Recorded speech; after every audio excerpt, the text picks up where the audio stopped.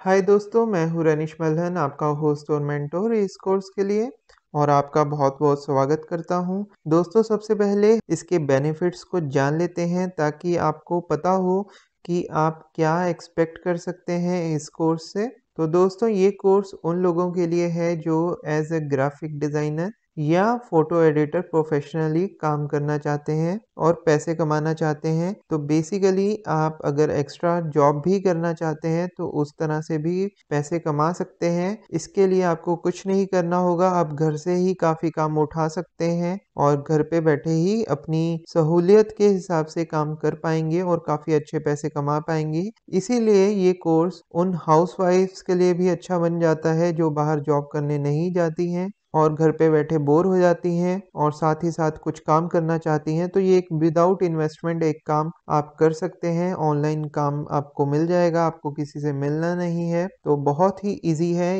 ये सारे एस्पेक्ट्स जो से होंगे इस कोर्स में बहुत ही ध्यान से क्लियर करे जाएंगे। आपको बहुत अच्छी तरह से बताया जाएगा कि आप कहाँ-कहाँ से काम ले सकते हैं और कितने पैसे आप बना सकते हैं और किस तरह से आपको अपना पोर्टफोलियो तैयार करना है और प्रोफेशनली किस तरह से यहाँ पे वर्किंग होती है। तो हम उन्हीं प्रोजेक्ट्स के ऊपर काम करने की कोशिश करेंगे जो हम प्रोफेशनली डिलीवर करते हैं किसी क्लाइंट को ऑनलाइन जब हम वर्किंग करते हैं। तो चलिए हम इसको देखते हैं। तो सबसे पहले हमें ये जानना होगा कि हमें फ़ोटोशॉप कहाँ से और कितने का प्रोवाइड होगा और कौन-सा प्लान हमें चूज़ करना चाहिए। तो दोस्तों, यहाँ पे सबसे पहले मैं ब्राउज़र को ओपन कर लेता हूँ।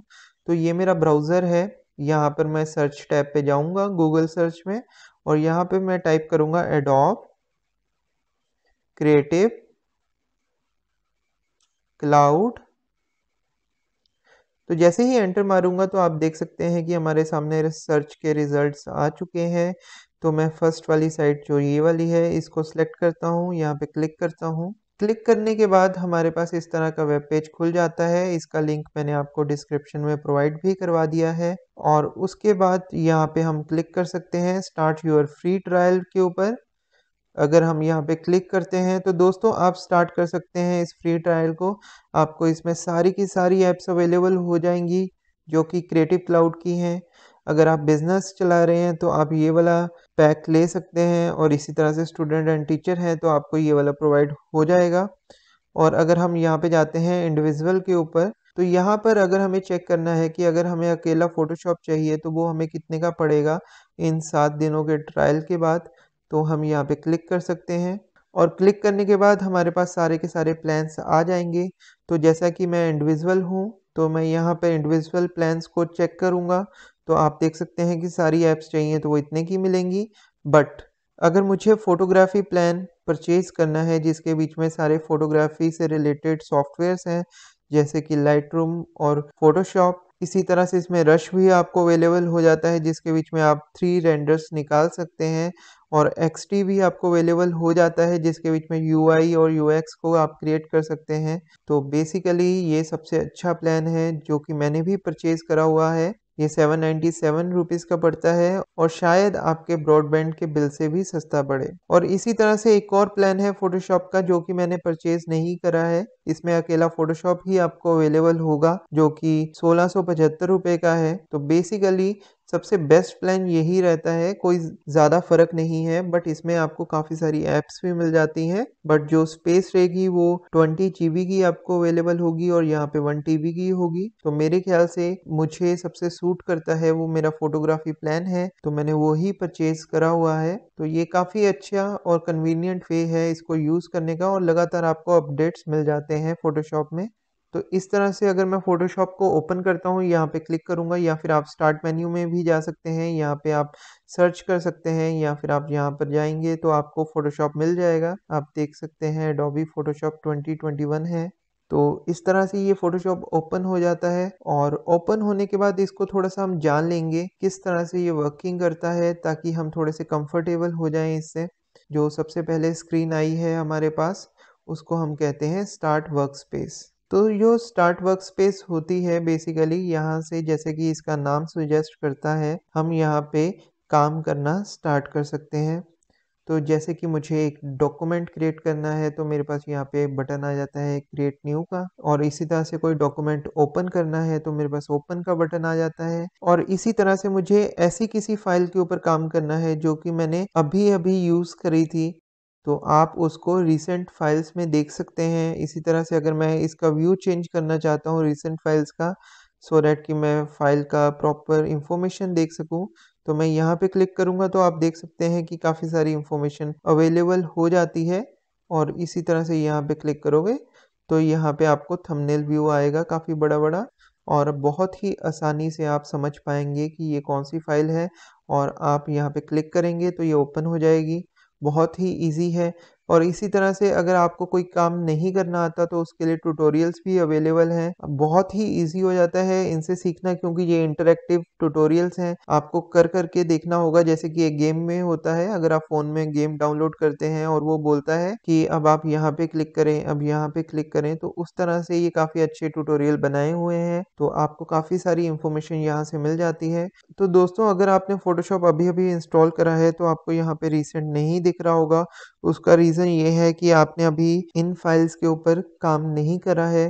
तो मैं आपको एग्ज़ैक्ट व्यू दिखा देता हूँ कि आपको किस तरह का व्यू दिख रहा होगा।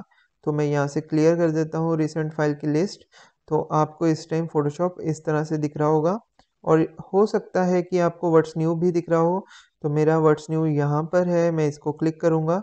तो इससे क्या होगा दोस्तों, जो भी चीज़ नई आई होगी नए वर्ज़न के अंदर, वो हमें यहाँ पर बताएगा। और उसके बाद यहाँ पे एक लर्न मोर का बटन दिया होता है जिसके ऊपर हम क्लिक करेंगे तो ये हमें इसके बारे में और ज़्यादा इन्फॉर्मेशन देगा। जैसे कि इन्होंने फ़ोटोशॉप आईपैड के ऊपर भी लॉन्च करा है, तो आप किस तरह से यूज़ कर सकते हैं, तो उसके लिए यहाँ पर इन्फॉर्मेशन दी हुई है। हम क्लिक करेंगे तो ये ओपन हो जाएगी। तो चलिए मैं इसको बंद करता हूँ। तो उसके बाद सबसे पहले हम एक डॉक्यूमेंट को ओपन करके देखते हैं कि किस तरह से ओपन होता है। तो ओपन करने के लिए मेरे पास कुछ ऑप्शंस हैं, जैसे कि मैं यहाँ से ओपन कर सकता हूँ, या फिर मैं फाइल मेन्यू में जाके ओपन कर सकता हूँ, या फिर मैं शॉर्टकट का भी यूज़ कर सकता हूँ जो कि है कंट्रोल ओ। तो बेसिकली हम नॉर्मली यहाँ पे ओपन पे क्लिक करेंगे, जो कि सबसे बेस्ट वे है, और यहाँ से मैं नेविगेट कर लूँगा जिस भी फ़ोल्डर में मेरी फाइल्स पड़ी हैं, और उसको मैं ओपन कर सकता हूँ। दोस्तों, आप नोटिस कर रहे होंगे कि यहाँ पर मुझे वीडियो फाइल्स भी नज़र आ रही हैं। तो वीडियो फाइल्स मुझे इसलिए नज़र आ रही हैं क्योंकि आप वीडियो को भी एडिट कर सकते हैं फ़ोटोशॉप में, और आप एनिमेशंस भी बना सकते हैं फ़ोटोशॉप में। बहुत ही ईज़ी है, इसमें टाइमलाइन होती है, तो आप वो भी कर सकते हैं। तो यहाँ पर आप देख सकते हैं कि ये फ़ाइल है, इस फ़ोटो को मैं ओपन करना चाहता हूँ, तो मैं ओपन पे क्लिक करूँगा, तो थोड़ी देर में मेरी फ़ाइल ओपन हो जाएगी। तो आप देख सकते हैं कि ये फ़ाइल ओपन हो चुकी है। तो थोड़ा-सा अब हम वर्किंग इंटरफ़ेस को समझ लेते हैं। तो बेसिकली जो आपको ये सेंटर में दिख रहा है, इसको हम कहते हैं वर्किंग एरिया, जो कि कैनवस के नाम से भी जाना जाता है। इसके अराउंड होता है ग्रे एरिया, जहाँ के ऊपर कोई काम नहीं होता है। अगर यहाँ पे कोई भी चीज़ जाएगी तो वो क्लिप हो जाएगी। जैसे कि मैं यहाँ पे एक ट्रायंगल बनाता हूँ, तो ये मैंने एक ट्रायंगल बनाई, इसको मैं शेप में कन्वर्ट कर देता हूँ, और उसके बाद मूव करूँगा तो आप देखेंगे कि जैसे-जैसे ये बाहर जाता जा रहा है, वैसे-वैसे ये हाइड होता जा रहा है। तो बेसिकली अगर इस कैनवास के बाहर कुछ भी गया, तो वो यहाँ पर शो नहीं होगा। तो इसी तरह से अगर मैं लेफ़्ट साइड पे जाऊँगा तो इसको हम कहते हैं टूल बार। यहाँ पे सारे के सारे टूल्स होते हैं, जैसे कि फर्स्ट टूल है मूव टूल, फिर आ जाता है हमारे पास मार्की टूल, फिर लेसो टूल। इस तरह से ये सिलेक्शन टूल्स हैं, और काफ़ी सारे अलग-अलग टूल्स हैं जिनको हम यूज़ करेंगे इसके बीच में। जैसे कि टेक्स्ट टूल आ जाता है और शेप टूल आ जाता है। तो ये काफ़ी सारे टूल्स आ जाते हैं, इनका अपना-अपना यूज़ेस है। तो हम ये सारे यूज़ करके देखेंगे, बट बेसिकली आप ये समझ लीजिए कि आपको सारे के सारे टूल्स यहाँ पे मिलेंगे। और अगर हम ऊपर की तरफ आते हैं तो इन्हें कहते हैं ऑप्शंस बार। तो ये सारे ऑप्शंस जो आपको दिख रहे हैं, ये सारे ऑप्शंस बार का हिस्सा है। तो बेसिकली ये ऑप्शंस चेंज होते हैं जबकि हम टूल को चेंज करते हैं। जैसे कि अभी आप देख सकते हैं कि मूव टूल सिलेक्टेड है, तो यहाँ पे सारे कंट्रोल्स मूव टूल के रिलेटेड हैं। और उसी तरह से अगर मैं सिलेक्शन टूल को सिलेक्ट करूँगा, तो यहाँ पे आप देख सकते हैं कि ऑप्शंस चेंज हो जाते हैं। तो दोस्तों, इसी तरह से राइट साइड के ऊपर हमारा आता है प्रॉपर्टीज़ पैनल। यहाँ पर हमारे डॉक्यूमेंट की प्रॉपर्टीज़ और लेयर की प्रॉपर्टीज़ अवेलेबल होती हैं जिनको हम ट्वीक कर सकते हैं, चेंज कर सकते हैं। तो यहाँ पर आप देख सकते हैं कि मेरे पास अभी कुछ सिलेक्टेड नहीं है, तो यहाँ पे मुझे डॉक्यूमेंट की प्रॉपर्टीज़ दिखा रहा है। मैं इसकी विड्थ और हाइट चेंज कर सकता हूँ, मैं इसकी ओरिएंटेशन चेंज कर सकता हूँ, मतलब कि इसको अगर लैंडस्केप बनाना है तो हम इसको लैंडस्केप बना सकते हैं इस तरह से। तो आप देख सकते हैं कि बहुत ही आसानी से इसको हम यूज़ कर सकते हैं। तो मैं कंट्रोल Z करूँगा तो ये अंडू कर देगा हमारी सारी चेंजेस को।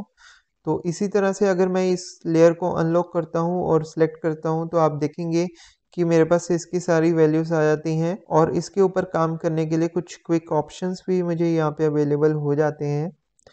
तो बेसिकली ये इस तरह से काम करती है। उसके नीचे हमारा आ जाता है layers panel. Layers panel basically आप ये कह सकते हैं कि जैसे आप कटआउट्स लगाते हैं किसी स्क्रैप बुक के ऊपर, तो ये उसी तरह से काम करते हैं। जैसे कि आप यहाँ पर देख सकते हैं कि ये एक फ़ोटो है।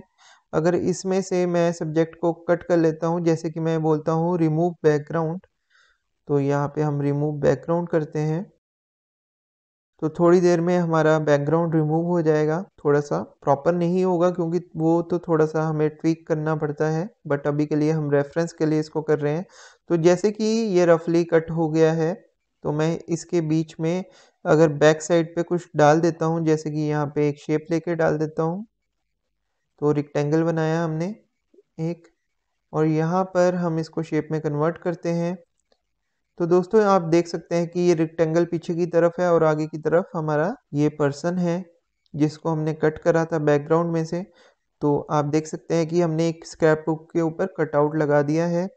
तो ये इस तरह से वर्क करता है। तो ये एग्जाम्पल के लिए था, तो आपको घबराने की ज़रूरत नहीं है अगर ये समझ नहीं आया, क्योंकि इसके ऊपर हम थोड़ा वर्किंग करेंगे। बट यहाँ पर मैं उम्मीद करता हूँ कि आपको लेयर समझ आ गई होगी कि ये किस तरह से वर्क कर रही है और लेयर का मतलब क्या है। तो लेयर बहुत ही ज़्यादा ज़रूरी हो जाती है कि अगर आपने कल को चेंजेस करनी है तो बहुत आसानी से आप चेंजेस कर सकते हैं कि अगर आपकी हर एक चीज़ अलग-अलग लेयर के अंदर होगी। तो आगे हम ये भी सीखेंगे कि इसको किस तरह से हम मॉडिफ़ाई कर सकते हैं, किस तरह से हम इसको लेयर्स को बहुत ही अच्छे तरीके से ऑर्गेनाइज़ कर सकते हैं। जैसे कि अभी तो हमारे पास एक ही लेयर है, तो इसको ऑर्गेनाइज़ करने की ज़रूरत नहीं है।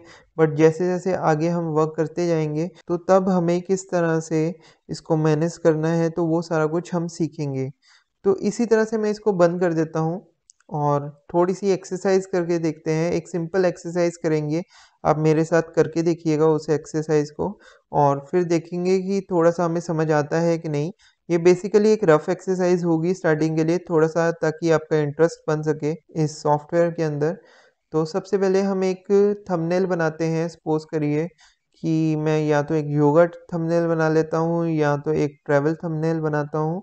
तो उसके लिए हम एक फ़ाइल को क्रिएट करते हैं, क्रिएट न्यू, और यहाँ पर आप देख सकते हैं कि मैंने जो कैनवास साइज़ लिया है वो यहाँ पे 1920 विड्थ ली है, उसकी 1080 मैंने हाइट ली है, मतलब कि एचडी साइज़ लिया है। और रेज़ोल्यूशन जब आप स्क्रीन के लिए कुछ भी बनाते हैं तो 72 रहेगा, और जो आपका कलर मोड होगा वो आरजीबी होगा। तो ये आपको 4 सेटिंग्स का ध्यान रखना है जब भी आपने थंबनेल बनाना है यूट्यूब के लिए। तो मैं यहाँ पे क्रिएट करता हूँ। तो आप देख सकते हैं कि हमारे पास एक ब्लैंक थंबनेल आ गया है। तो अब हम थोड़ा-सा इसको या तो योगा के ऊपर या तो हम ट्रैवल के ऊपर कुछ बनाना चाहते हैं, एक थंबनेल बनाना चाहते हैं। सपोज़ करिए कि हमने एक वीडियो बनाई है। सबसे पहले हमें एक चाहिए फ़ोटो जो कि हम यूज़ कर सकें। तो फ़ोटो हमें ऐसी चाहिए जिसके ऊपर हमारे ऊपर कॉपीराइट क्लेम ना हो। कभी भी हम प्रोजेक्ट करेंगे तो हमें ये ध्यान रखना होगा कि कोई भी कॉपीराइट प्रोटेक्टेड एलिमेंट को हमें यूज़ नहीं करना है इसके बीच में। तो इसके लिए हमें चाहिए होती हैं स्टॉक फुटेजेस। तो चलिए हम देखते हैं कि हमें स्टॉक फुटेज कहाँ से अवेलेबल होती है। तो मैं सबसे पहले ब्राउज़र को ओपन करूँगा। तो आप देख सकते हैं कि मेरा ब्राउज़र ओपन हो गया है। तो यहाँ पे एक वेबसाइट को मैं खोलूँगा। काफ़ी सारी वेबसाइट्स हैं जिनका लिंक मैं आपको प्रोवाइड करवा दूँगा। तो आप उनका यूज़ कर सकते हैं बहुत ही आसानी से। अगर हम जाते हैं यहाँ पे pixels.com के ऊपर, तो pixels.com का लिंक भी आपको नीचे प्रोवाइडेड है, आप मेरे साथ फॉलो अलोंग कर सकते हैं। और जो इमेज मैं इसमें यूज़ करूँगा उसका लिंक आपको डिस्क्रिप्शन में प्रोवाइडेड है, तो आप उस लिंक का यूज़ करिए।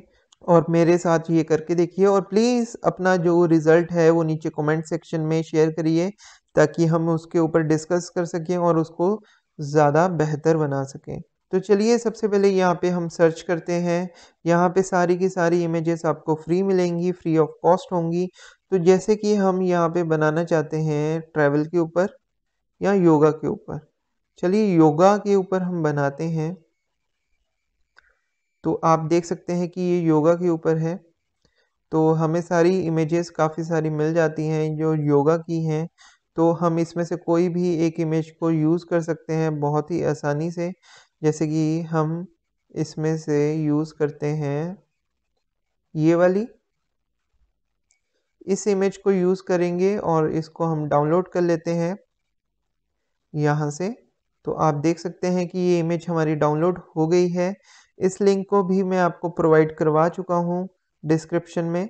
तो प्लीज़ आप उसका यूज़ करिए और अपना रिज़ल्ट ज़रूर शेयर करिए और अपने हिसाब से भी कुछ थंबनेल्स बनाइएगा और वो मेरे साथ शेयर करिएगा, चाहे कमेंट सेक्शन में, चाहे हमारे टेलीग्राम सेक्शन में, टेलीग्राम के चैनल पे। नीचे उसका भी लिंक प्रोवाइडेड है सो दैट कि आपके काम को बेहतर बनाने में हम आपकी हेल्प कर सकें।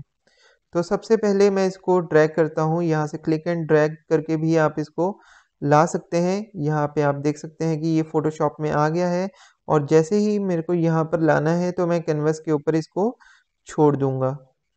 तो आप देख सकते हैं कि ये हमारी इमेज आ चुकी है यहाँ पर। तो मैं इसको थोड़ा-सा स्केल कर लेता हूँ यहाँ से कॉर्नर से और उसके बाद इस टिक के ऊपर मैं क्लिक कर दूँगा। तो आप देख सकते हैं कि ये हमारा इस तरह से बन गया है। और उसके बाद मैं यहाँ पे क्या करूँगा दोस्तों, इस जो करैक्टर है हमारा इसको कट आउट करूँगा इसमें से। तो कट आउट करने के लिए सबसे ज़्यादा ज़रूरी है अभी ये हमारा स्मार्ट ऑब्जेक्ट है। यहाँ पे आपने देखा होगा कि यहाँ पे एक अलग सा आइकॉन आ रहा है इसके साथ। तो ये डिनोट कर रहा है कि ये स्मार्ट ऑब्जेक्ट है। स्मार्ट ऑब्जेक्ट बेसिकली आप इस तरह से कह सकते हो कि एक फ़ाइल को हमने पैकिंग में रखा हुआ है। तो मैं कंट्रोल जे प्रेस करूँगा जिससे कि इसकी एक डुप्लिकेट बन जाएगी और डुप्लिकेट लेयर को मैं राइट क्लिक करके रास्टराइज कर दूंगा। तो ये एक नॉर्मल लेयर बन गई है। तो दोस्तों इससे आपको एक और नई चीज़ पता लगी होगी कि ये आइकॉन यहाँ पर होगा वो स्मार्ट ऑब्जेक्ट है और ये नॉर्मल ऑब्जेक्ट है। तो नॉर्मल ऑब्जेक्ट और स्मार्ट ऑब्जेक्ट में क्या फ़र्क है ये हमें आगे आगे समझ आएगा। बट अभी के लिए आप सिर्फ इतना ही समझिए कि हमें रास्टराइज लेयर को यूज़ करना है इसके लिए। और उसके बाद मैं यहाँ पर जाता हूँ तो मेरे पास ऑप्शन आ जाएगा रिमूव बैकग्राउंड का। मैं क्लिक करता हूँ तो आप देखेंगे कि हमारा बैकग्राउंड रिमूव हो जाएगा थोड़ी देर में।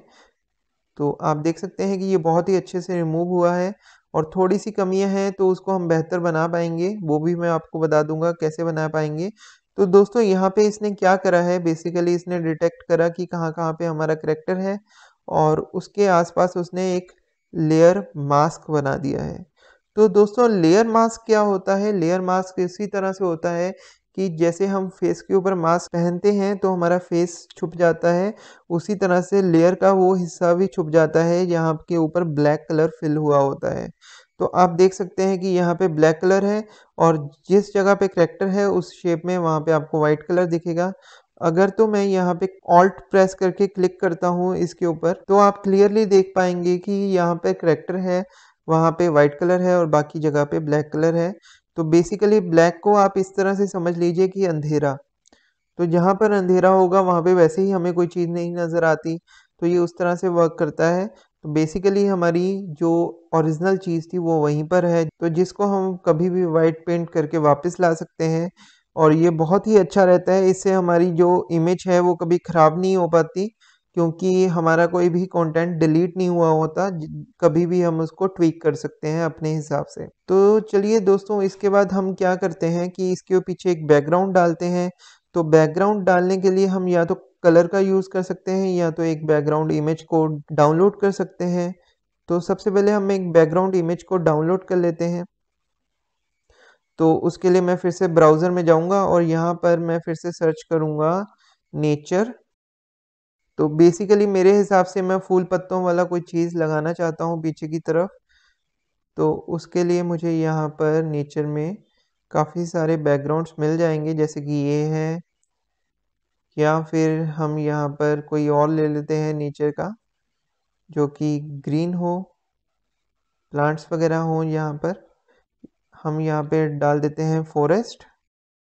तो यहाँ पर आप देख सकते हैं कि काफ़ी अच्छे-अच्छे हमें बैकग्राउंड मिल जाते हैं। ये सारे के सारे फ्री हैं, हम किसी का भी यूज़ कर सकते हैं अपने हिसाब से। तो इस तरह से चलिए इसका यूज़ करते हैं, और इसका लिंक भी मैं आपको नीचे प्रोवाइड करवा चुका हूँ, तो डिस्क्रिप्शन में से प्लीज़ डाउनलोड कर लीजिएगा। तो इसको हम यहाँ पर फ़ोटोशॉप में ले आएंगे। तो दोस्तों, जैसा कि मैंने आपको बताया था कि ये कटआउट्स हैं, तो यहाँ पर अगर मुझे इसको करैक्टर को आगे लाना है और आगे की तरफ प्लेस करना है, तो उसके लिए मुझे क्या करना होगा? जी हाँ, मुझे इसको नीचे की तरफ ड्रैग करना होगा क्लिक करके, और जिससे कि मेरा करैक्टर ऊपर की तरफ आ जाएगा। और इस तरह से हम करैक्टर को लगा सकते हैं यहाँ पर, और इसको इमेज को हमें थोड़ा सा और बड़ा करना होगा सो डैट कि अच्छे तरीके से ये लगे। नहीं तो अभी क्या हो रहा है कि इमेज छोटी लग रही है और ये करैक्टर बड़ा लग रहा है। तो अब आप देख सकते हैं कि ये काफ़ी अच्छे तरीके से मर्ज हो रहा है, और इसको हम और अच्छा तरीके से पॉलिश कर सकते हैं। उसके लिए हमें क्या करना होगा दोस्तों? तो मैं यहाँ पर इसके लेयर मास्क को सिलेक्ट करूँगा, और यहाँ पर प्रॉपर्टीज़ पैनल में आप देख सकते हैं कि लेयर मास्क की प्रॉपर्टीज़ आ गई हैं, और यहाँ पर मैं क्या करता हूँ, सिलेक्ट एंड मास्क के ऊपर क्लिक करूँगा सो दैट कि हम इस मास्क को और रिफाइन कर सकें। तो इसके बीच में मैं डिकॉन्टेमिनेट कलर्स को क्लिक कर दूंगा। उससे क्या होगा, साइड के ऊपर जो हमारे कलर्स आए हुए थे पिछले बैकग्राउंड के, वो रिमूव हो जाएंगे। और उसके बाद मैं यहाँ पर एक और काम करूँगा जिसको हम कहते हैं रिफाइन हेयर्स, जो कि इसके हेयर्स को भी और रिफाइन कर देगा। और उसके बाद मैं यहाँ पर ओके कर दूंगा। तो बेसिकली इसने उस लेयर को प्रोटेक्ट करके एक नई लेयर बना के वहाँ पर उसमें चेंजेस करी हैं, उसके मास्क में चेंजेस करी हैं, और पिछले लेयर को हमारी हाइड कर दिया है। हम इसको डिलीट भी कर सकते हैं। तो आप देख सकते हैं कि इस तरह का थंबनेल हमारा बन गया है। तो इसके बीच में हम कुछ भी टाइप कर सकते हैं, उसके लिए टाइप टूल लेना होगा। तो जैसे कि मेरा टाइप टूल सेलेक्ट हो गया है, मैं यहाँ पे क्लिक करूँगा। तो क्लिक करने के बाद हमारा सैंपल टेक्स्ट आ जाता है। इसको मैं बैक स्पेस से डिलीट करूँगा, और बैक स्पेस से डिलीट करने के बाद मैं यहाँ पे टाइप करूँगा, जैसे कि हम यहाँ पे टाइप करते हैं निर्वाणा। तो इस तरह से कुछ भी टाइप कर सकते हैं, जैसे कि मैंने यहाँ पे निर्वाणा टाइप करा है। और इसका कलर भी हम चेंज कर सकते हैं अगर चाहें तो, बट मैं इसी कलर के साथ जाना पसंद करूँगा। और इसको थोड़ा सा बड़ा कर लेते हैं इस तरह से, या फिर इस इमेज को भी हम फ्लिप कर लेंगे। बैकग्राउंड को सिलेक्ट करना होगा यहाँ पर, और उसके बाद कंट्रोल टी आप प्रेस करेंगे तो आपके ये कंट्रोल्स ओपन हो जाएंगे। उसके बाद राइट क्लिक करेंगे तो यहाँ पे आप कर सकते हैं फ्लिप हॉरिजॉन्टल। तो आप देख सकते हैं कि ये फ्लिप हो गया है, और फ्लिप होने के बाद हम इसको यहाँ पर इस तरह से प्लेस कर देंगे। और प्लेस करने के बाद हम यहाँ पे लिख सकते हैं अपना कंटेंट, जो कि निर्वाणा। तो उसके बाद मैं इसकी एक कॉपी ले लूँगा एक अलग टेक्स्ट लिखने के लिए, और मूव टूल के साथ, मूव टूल यहाँ पे मेरा क्लिक और सिलेक्टेड है। उसके बाद मूव टूल के साथ मैं यहाँ पे ऑल्ट को होल्ड करूँगा और साथ में इसको ड्रैग करूँगा, तो आप देखेंगे कि मेरी एक कॉपी बन जाएगी। और उसके बाद मैं माउस को भी छोड़ दूँगा और ऑल्ट बटन को भी छोड़ दूँगा, और जब मैं डबल क्लिक करूँगा तो ऑटोमेटिकली मेरा टाइप टूल सेलेक्ट हो जाएगा और ये एक्टिव हो जाएगा। तो मैं इसको चेंज कर सकता हूँ। यहाँ पे हम लिख सकते हैं योग शिव्र, इस तरह से, और इसको हम छोटा बड़ा कर सकते हैं। तो इसी तरह से हम इसका फ़ॉन्ट भी चेंज कर सकते हैं अगर हम चाहें तो। आप देख सकते हैं कि मैंने यहाँ पे टेक्स्ट को सिलेक्ट करा हुआ है, और यहाँ से मैं करैक्टर को चेंज कर सकता हूँ इस तरह से। हम मतलब कि कुछ भी इसको कर सकते हैं। और इसी तरह से मैं चाहूँगा कि आप आज की इस एक्सरसाइज को पूरा करें, और इस तरह से कुछ बना के हमें नीचे की तरफ शो करें, सो डैट कि हम आपकी प्रोग्रेस के बीच में आपको बता सकें कि आप किस तरह से बेहतर कर सकते हैं या फिर आपके डाउट्स आएँगे, वो डाउट्स को क्लियर कर पाएँगे। तो उम्मीद करता हूँ कि आपको ये पसंद आया होगा और हम यहीं से कंटिन्यू करेंगे अगली क्लास में, जो कि कल होगी फिर से 8 बजे के अराउंड। तो प्लीज़ आप अगले सेशन को भी जॉइन करिए सो दैट कि हम आपको आगे की चीज़ें बता सकें और क्या-क्या चीज़ें इसमें बनती हैं और किस तरह से बनाई जाती हैं। जैसे कि इंस्टाग्राम पोस्ट हो गई, सोशल मीडिया कंटेंट हो गया, किस तरह से तैयार होता है। क्योंकि आज की डेट में सोशल मीडिया कंटेंट की बहुत तगड़ी मार्केट है, क्योंकि सारे के सारे बिज़नेसेस ऑनलाइन जा रहे हैं और ऑनलाइन मार्केटिंग सबसे सस्ती होती है। काफ़ी अच्छे तरीके से आपको एक सिटी के नहीं, ऑल ओवर वर्ल्ड के क्लाइंट्स मिल जाते हैं। तो इसलिए सारी की सारी कंपनीज़ छोटी या बड़ी उसकी तरफ फ़ोकस कर रही हैं, उसकी तरफ ध्यान दे रही हैं। आप भी उसका फ़ायदा उठा सकते हैं। तो किस तरह से आपको काम करना है, तो ये सारा कुछ आपको उसमें सिखाया जाएगा। किस तरह से आपको टेम्पलेट्स अवेलेबल हो जाएँगे या फिर आप टेम्पलेट्स बना के रख सकते हैं। तो उम्मीद करता हूँ कि आपको ये पसंद आया होगा। तो सबसे पहले हम इसको सेव कर लेते हैं। तो मैं फ़ाइल में जाता हूँ, यहाँ पे सेव कर लेते हैं इसको। तो सेव ऑन कंप्यूटर करेंगे और यहाँ से मैं कहीं पर भी इसको सेव कर सकता हूँ। जैसे कि मैं इसको सेव करना चाहता हूँ गूगल ड्राइव के अंदर, तो यहाँ पे एक नया फ़ोल्डर बना लेता हूँ, जिसका नाम है फ़ोटोशॉप क्लास 1। तो इसके बीच में हम फ़ोटोशॉप क्लास 1 में जाएँगे, तो मैं P दबाता हूँ, तो मेरी फ़ोटोशॉप क्लास 1 आ गई है। इसके बीच में हम बोलते हैं यूट्यूब थंबनेल। तो इस तरह से हम इसको सेव कर सकते हैं। ये पीएसडी में सेव हो गया है और उसके बाद हम इसको जेपेग में भी सेव कर सकते हैं। तो उसके लिए मैं फ़ाइल में जाऊँगा और सेव एज़ पे क्लिक करूँगा, सेव ऑन कंप्यूटर पे जाऊँगा, तो आप देख सकते हैं कि मेरी पीएसडी फ़ाइल आ गई है। तो इसी तरह से हम इसको जेपेग भी सेलेक्ट करके एक फ़ोटो के रूप में भी सेव कर सकते हैं, ओके कर देंगे। तो आप यहाँ पे देखेंगे कि यहाँ पर अगर मैं फिर से सेव करने जाता हूँ, तो यहाँ पर हमारी फ़ाइल दिख जाएगी, ये पीएसडी फ़ाइल है और जेपेग में जाएँगे तो जेपेग फ़ाइल हमें दिख जाएगी। तो इस तरह से आप इसके ऊपर काम कर सकते हैं, बहुत ही ईज़ी था, काफ़ी कोई मुश्किल नहीं था। तो उम्मीद करता हूँ कि आप अपना काम हमारे साथ शेयर करेंगे और कुछ और टॉपिक्स के ऊपर भी बनाने की कोशिश करेंगे। तो चलिए मिलते हैं कल के अगले सेशन में। प्लीज़ सब्सक्राइब करना मत भूलिएगा और बेल आइकन को ऑन रखिएगा ताकि आपसे कोई भी क्लास मिस ना हो और टेलीग्राम को प्लीज़ जॉइन कर लीजिएगा सो दैट कि आपको सारी की सारी नोटिफ़िकेशंस टाइम पर मिलती रहें। Thanks for watching.